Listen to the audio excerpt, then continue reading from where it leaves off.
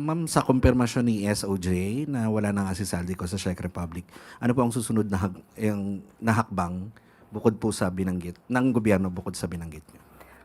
Of course, patuloy pa rin po ang gagawin ng gobyerno para po mapabalik at mapauwi si Zaldico dito sa ating bansa at para maharap niya ang kasong naisampa sa kanya. At bukas po ay magkakaroon ng pagpupulong, pinatawag po ng ating Pangulo, ang ambassador ng France at pati ang ambassador ng Czech Republic or charge d'affaires. At para mapag-usapan kung anong pagkukulang, kung anong dapat na ginawa at ano yung dapat na maaari pang gawin para maibalik si Zaldico dito sa ating bansa. Tayo naman po ay meron tinatawag na United Nations Convention Against Corruption. So, ang kaso po na kinakaharap ni Zaldico ay patungkol sa malversation.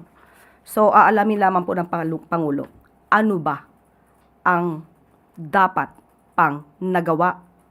Dahil sa atin sa pagkakaalam ng Pangulo, lahat po ng dapat gawin ay ginawa na.